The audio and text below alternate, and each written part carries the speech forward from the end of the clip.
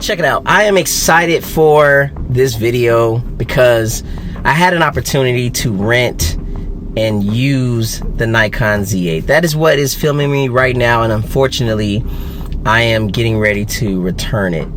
But I will say this is going to be the quickest review ever, because you all know how I do. If I'm doing a review on a camera, I really want to run it through its paces. I really want to be in professional settings, either filming a wedding, photographing a wedding, doing an event, like event photography, or a portrait session, and really giving you the ins and outs, really getting down to the nitty gritty, really saying like the pros and the cons about a camera. I'm not about to zoom into a brick wall so that you can see the texture of the wall. I'm not zooming into a portrait so we can count the pores and say, yeah, these megapixels, these 60 megapixels really are a thing. That's not, like, I do this, and y'all know as well as I do is that I'm real about it, and so I can't really fully give you a full review on a camera until I do some professional work or something like that. However, I will say this, and I'm going to make this quick because I have to turn my AC off and I'm getting kind of hot, that the Nikon Z8 is a phenomenal camera. Now, I did get a chance to do some architecture, so like some landscapes, some cityscapes around Chicago, in which I'll show a lot of those photos at this moment. And just from holding the camera, it feels very good when I'm holding it. It's nice and firm. It has like a DSLR type of feel, but not so much the DSLR weight. It's not a very heavy camera, but it does feel firm, it does feel robust, it does have a much better grip than any of the Sony mirrorless cameras that I've ever held. That's a fact. The battery life is not as good as some of the Sony cameras, be it the Sony a7R5, the same, which is the same battery in the a7 IV, a7S III, etc., etc. The video quality. Listen. The features that this camera has for video vastly outweighs what Sony has to offer by a ton. I mean, we're talking about RAW internally, ProRes RAW. We're talking 8K 60. We're talking 8K 30. With so many different frame rates. The video was phenomenal. I had an opportunity to meet up with two of my friends who I work with. One, you all may be familiar, Brookssmedia. I'll make sure I link his information in the description box below. But he's a very, very popular filmmaker and videographer here in Chicago. So we just basically met up and we tested out the camera, and I was getting some shots of my two guys as they were conversing. The autofocus.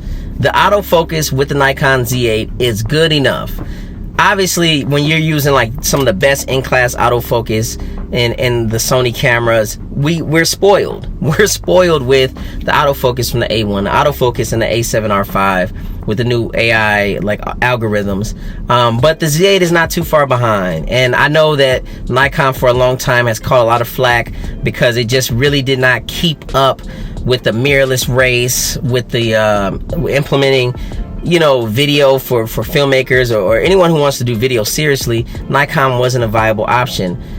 That has changed with the Nikon Z8. It has changed with the Nikon Z8. Now again, this isn't the best autofocus, but it has a lot of features, and it is very good.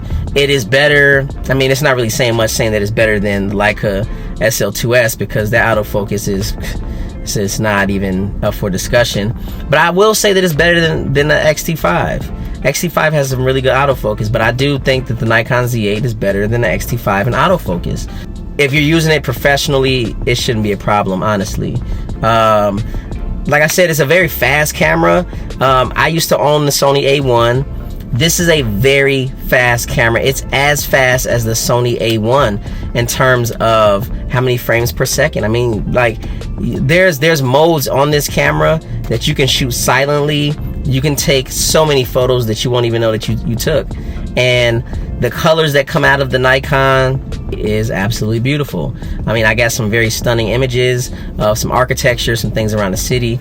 I'm getting hot. Let me hurry up. I did shoot, and what's shooting me right now is the 14 to 24 2.8 Nikon lens. It's not too heavy, it's not too large, it does internal zoom. I actually had a really good time. You all know I do not do like landscapes or cityscapes or things of that nature, so if the photos look trash, you know, just let me know in the comments. But I think they came out pretty good, and you all are getting a chance to look at you know, just some photos. As far as the Nikon Z8, while I cannot say, oh, go get it or anything like that, I can say from my limited experience, I had it for a weekend. It has done exceptionally well at capturing and acquiring focus. It has done, you know, not too bad in low light. As you can see some images here, you know, I do feel as though comparing it to the Sony, you'll be disappointed if you're doing like straight apples to apples. But in professional settings, especially if you know that you need flash for photography, if you know that you need lights for video, you will not be disappointed with the images and the image quality that comes out of the Nikon Z8. Listen, I do want to rent it again. I'm not gonna lie to you, it is very tempting to own this camera. Let me know what you all think about the Nikon Z8, what you heard about the Nikon Z8. And like always, you know, if you made it this far, comment below I made it through, because you're a real one, and I appreciate you for checking me out on this video. Make sure to sub and show some love to the channel. If you like the video, please like the video. Until next time.